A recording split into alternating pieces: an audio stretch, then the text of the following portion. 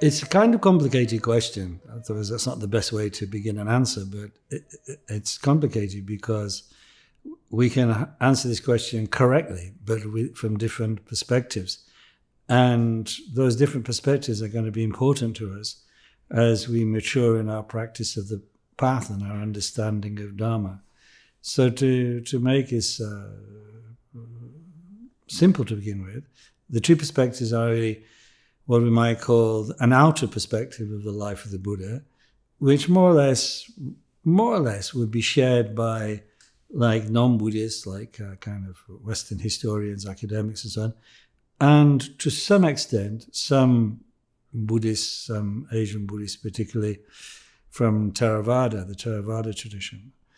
And then there's a more interior understanding of the Buddha, we would say more profound understanding, which is in accord with Mahayana tradition. And not just in accord with Mahayana tradition in the sense that it's the history of Buddha as told in the Mahayana scriptures, the Mahayana sutras and shastras, but also it kind of accords with what we understand Buddha and being a Buddha, becoming a Buddha to really signify. So in a very short time, I'd like to present both of those perspectives, see if we can move from one to the other. So really the outer, if you like, perspective is pretty much like this. Although the dates are not absolutely certain, it looks like the latest understanding from an academic point of view is that Buddha's dates are something like 460 to 380 BC. Up to 20, 30 years ago, that was usually pushed back to 560, 480, but more recently it's come down a little bit. And the Theravada tradition of Buddhism, the one that flourishes in South Asia and Southeast Asia, Sri Lanka across to Cambodia, would agree more or less with those dates. And for this, so what we're talking about is the life of an individual person from northern India, born across the modern-day border into Nepal, but North Indian, whatever that means, culturally, 2,500 years ago. Born in an Indo-European culture, the Indian version of the common Indo-European culture. Speaking Sanskritic language, and brought up in a community of people who were essentially ruled by a kind of cross between a republic and an oligarchy, a tribe known as the Shakyas, nothing to do with Sakya tradition in Tibet, by the way. And so in this understanding, Buddha, having experienced what that culture has to offer him, he's in a noble family. Whether it's correct to call him a prince is another matter, but he comes from a noble family. And presumably he's exposed to the various aspects of that culture. Perhaps something of the caste system. It's hard to know exactly how much that was operative in that part of India. And presumably meeting people like the priests of the ancient Vedic religion, the Brahmins. But at the same time, there's going to be people around who are discontented with that system, kind of seekers, searchers, whatever you want to call them, proto-yogis. Anyway, at the age of 29, according to the traditional account, and there's not much disagreeing, seems pretty okay as an account, he becomes disillusioned with his setting, his life. He's married by that time, has a child. But encounters in very brutal ways the kind of reality of suffering, birth, old age, sickness, and death. In fact, those three signs, old age, sickness, and death. At the same time, he also encounters the evidence of practice of spiritual paths. Perhaps he meets a yogi or something like that. And that inspires him to make the great renunciation, as it's called in the traditional accounts, vowing to go forth from home, from his marriage, from his family setting, and seek for the truth. because this alone will bring liberation from the suffering which he has intuited is bound up with existence in this world. He meets different seekers, some practicing types of asceticism, some practicing some kind of meditations. And he doesn't seek with the Brahmins, incidentally. He doesn't look to Brahman Vedic religion of offerings to gods and so on as any solution. But after 6 years of this seeking, he realizes that despite the fact he's had certain type of spiritual experiences, they're all transient and they don't get to the heart of the matter, whence suffering and what to do about it. So it's then that, according to the traditional story, he remembers that as a child, he'd simply been sitting in his father's garden and entered into a very gentle but very profound state of contemplation. So remembering this, after these 6 years of kind of intense spiritual experimentation and rigorous, hard, disciplined spiritual work, he simply, in a way, relaxes and says, I will not move from here until I see the truth. And here, by this time, means by the banks of the Naranjana River, sitting under a Bodhi tree, as it will later be called, having eaten food for the first time for some time, because he discounts asceticism and so on, and just relaxes.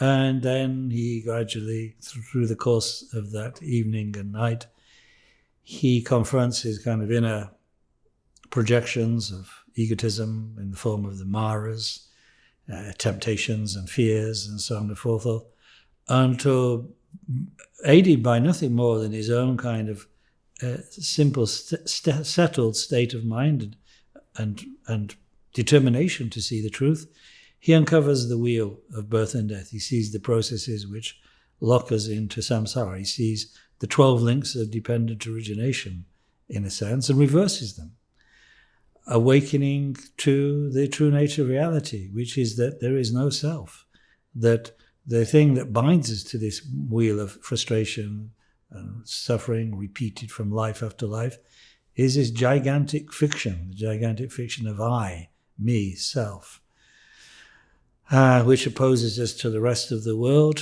which guarantees that we cannot find true happiness, because happiness is not to be found through privileging oneself. It's a realization he sees that is a realization that could be shared by all beings. It's both profound and incredibly simple. It was not given to him by God. It was not some miraculous appearance that came out of the blue. It was just seeing things as they are. Giving up projecting, giving up fantasizing, and just paying attention to the quality of nowness, the quality of this present moment, without filters, without overlay.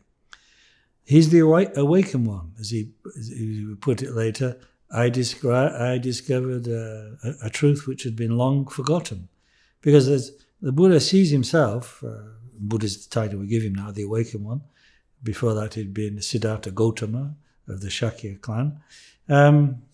He's just one of many, and many other beings before him have seen this same truth. It's a universal truth. It's just how things are, tatata, thusness, how things are, available to anybody to see if they look, but forgotten and obscured by both the kind of distortions we each as individuals carry, and also which our cultures then embody.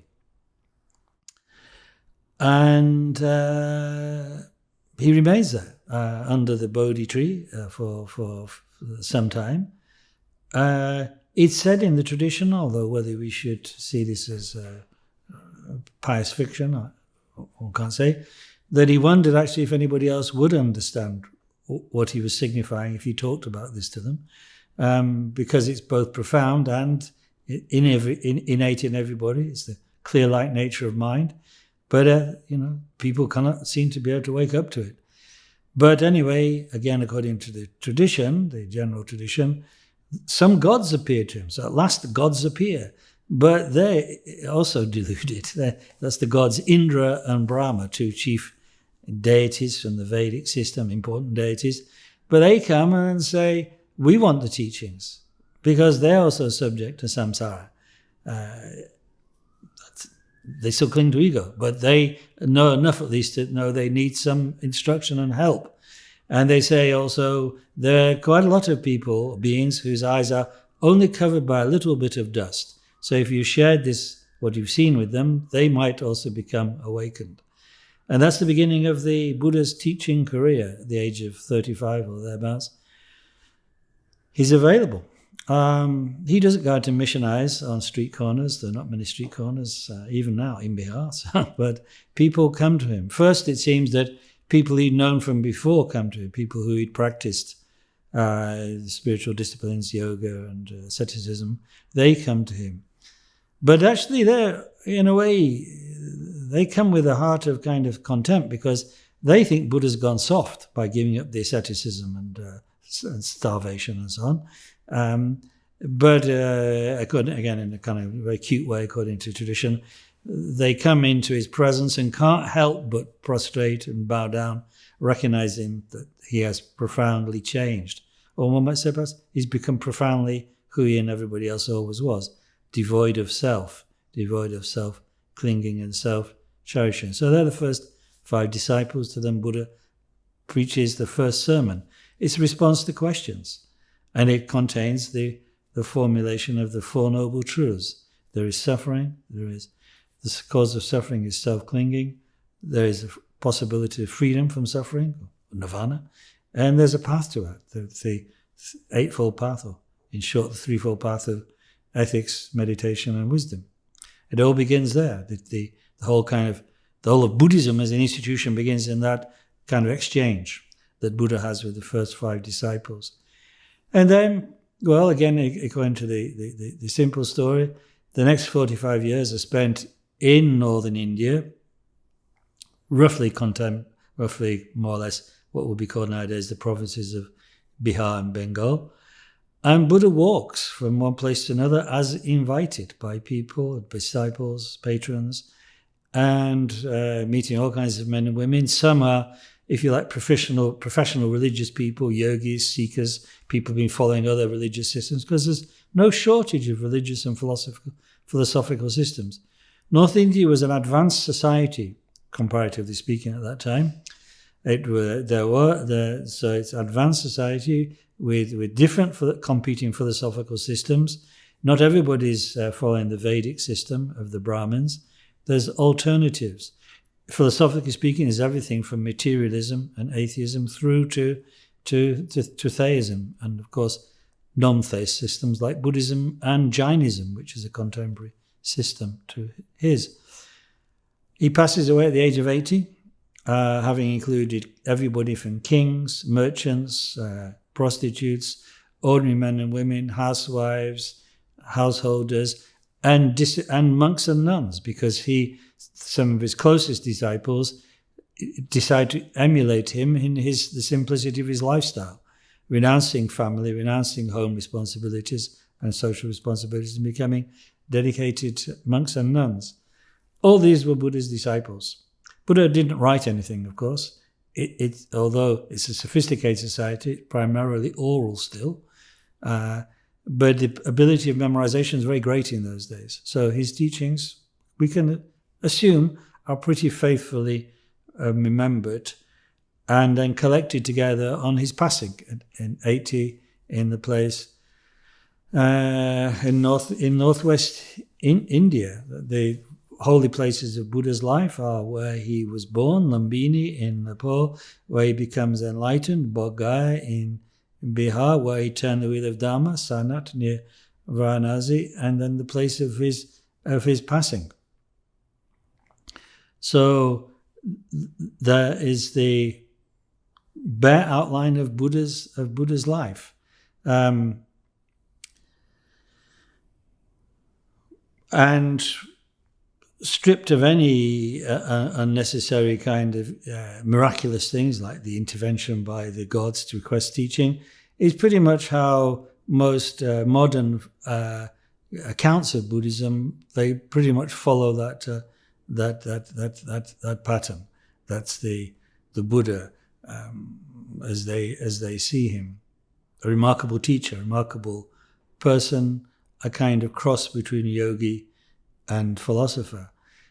Within the strictly Buddhist world, the Theravadins, of course, he is considered to be the teacher of gods and men.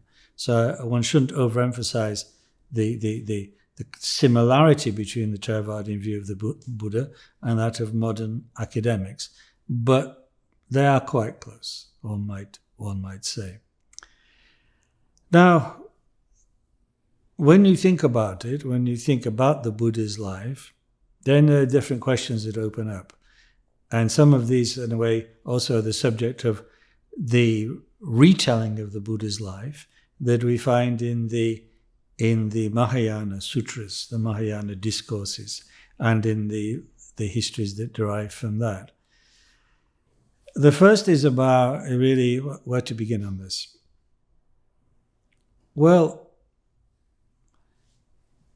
I said already the Buddha mentions, even in the ordinary discourses, that he is one, of countless chain of people who've awoken to this truth.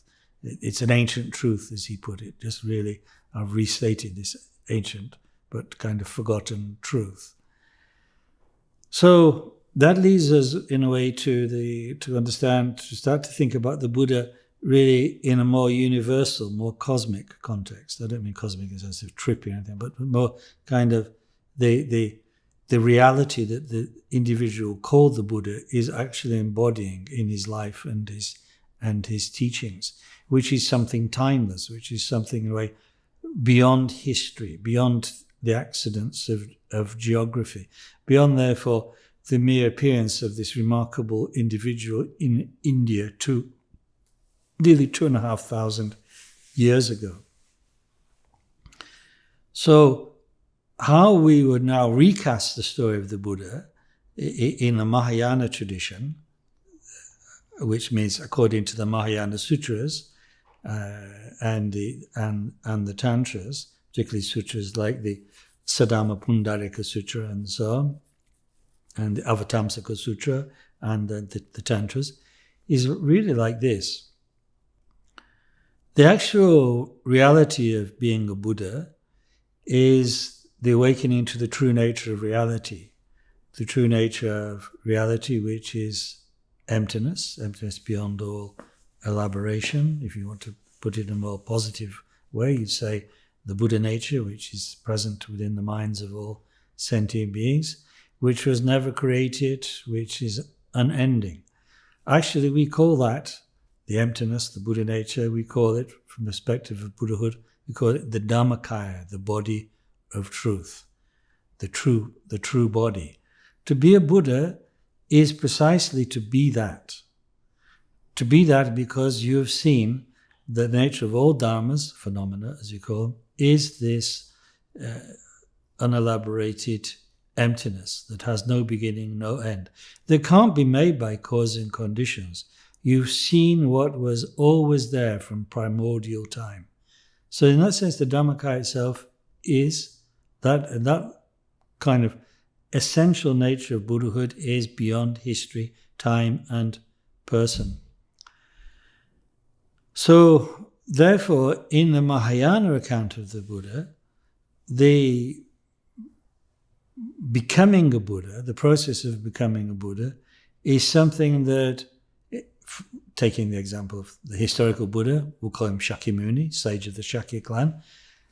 To put it bluntly, from the Mahayana point of view, that individual was simply an emanation, simply a reflex, a reflection of the one who had achieved Buddhahood eons ago, almost like once upon a time, ancient history, eons ago, who'd achieved Buddhahood in the real way, in the deeper sense, in the true meaning.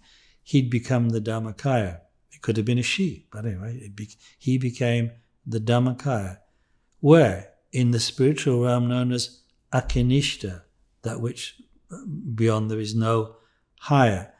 And he'd achieved that by recognizing, yes, the nature of his, or in this case, his mind. And therefore, he would never lose that. He would never move from that reality. of his understanding of the true nature of phenomena. He would always remain the Dharmakaya.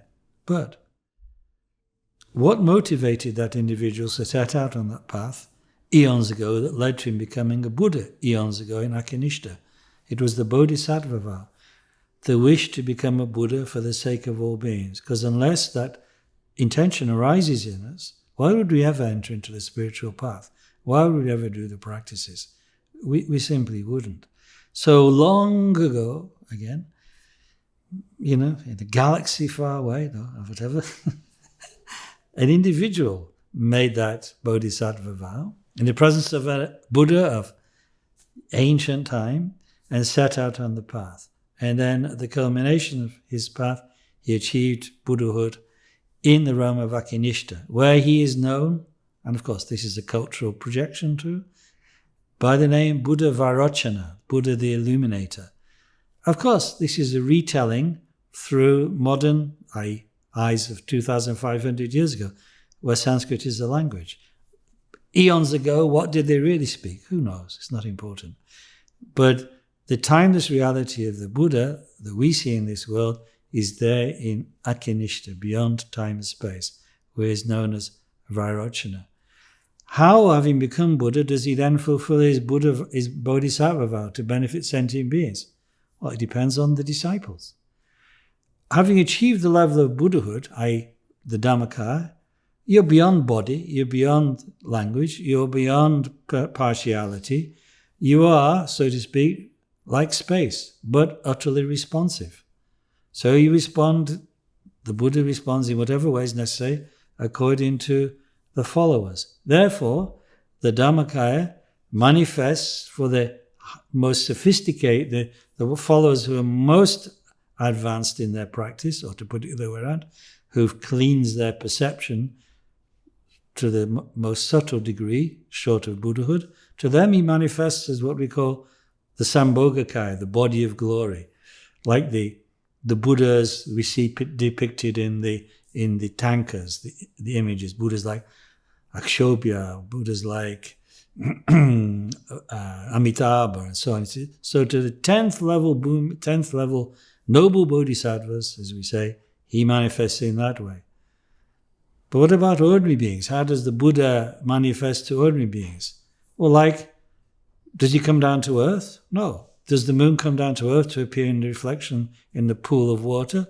No, the moon is reflected effortlessly in the pool of water. So, for us, even for the 10th level bodhisattvas, it's still the same principle. The Buddha does not move from Dharmakaya. He reflects in their minds in that way, appropriate to them. To us, to ordinary people, to ordinary beings, the Buddha reflects in a way that's totally appropriate. And what would that be? For us, for humans like us, it would be as a human being. And this is effortless because his compassion is limitless but non-conceptual. He doesn't have to decide, he doesn't have to pretend. He doesn't send out things. It just, like the moon in the sky, it appears. Buddha's activity appears in that way. So for us, therefore, to bring this together, Shakyamuni, the historical Buddha, so-called, is merely the reflection of the Dharmakaya that appeared in India for human beings like us, and for some animals too, to be blessed, but primarily for us, speaking a human language, having what appears to be biologically a human body, so that enlightenment can be communicated to us. So we call that Nirmanakaya, body of the magical body, the body of emanation. Not in the sense of like magical trick, but in the sense of like the moon's reflection in water. It's effortless, an effortless demonstration of compassion. So, therefore, the Buddha we see, which the non-Mahayanists see as somebody who is not enlightened at the beginning of his life, but then struggles and achieves enlightenment.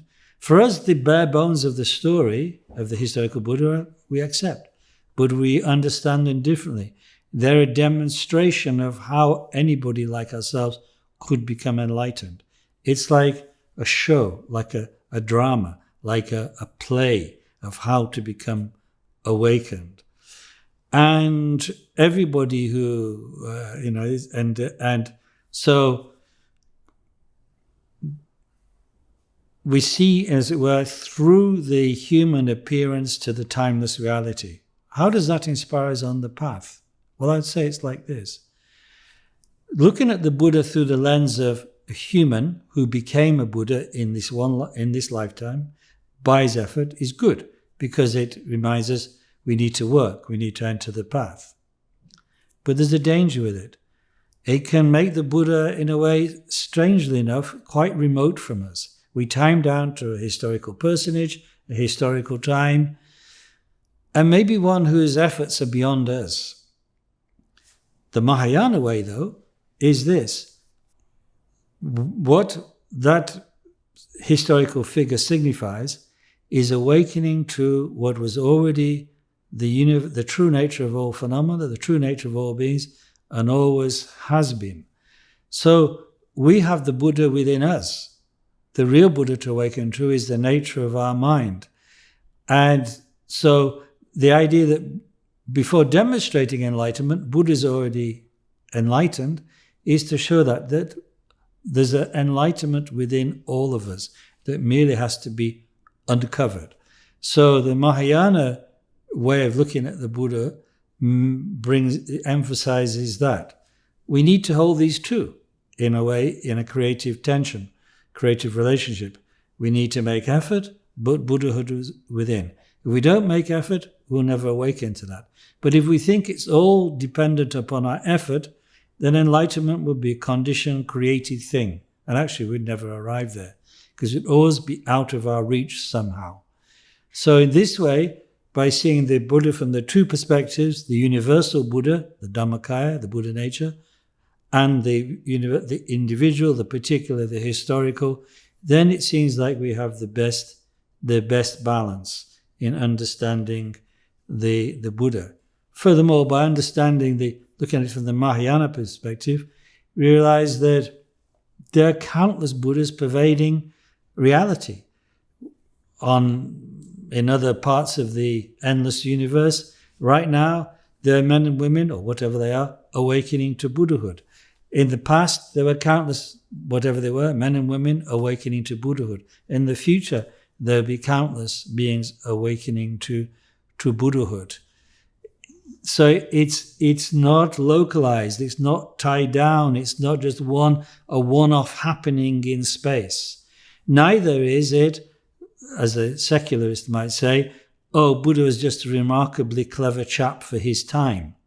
Like, he's kind of advanced for the time, but, that's it, we're smarter now. We know a few more facts about mathematics or rocket propulsion. What Buddha awakened to, which is signified by the Dhammakaya, is timeless, unending, unchanging, the emptiness of the whole phenomena. So no matter what culture, no matter what planets, that reality is there for us to awaken to. And that is what I describe as a kind of the cosmic vision of Buddhahood that is taught in the Mahayana. So again, we need both, because we're here now in this body, in this world, in this culture, as human beings. But at the same time, we are plugged in, although we don't know it, to this timeless reality, which pervades the whole of the universe, the emptiness, the Dhammakaya. So that is really how we bring together these two accounts of the Buddha. You don't have to opt for one and exclude the other. You should try to see the Buddha through both perspectives.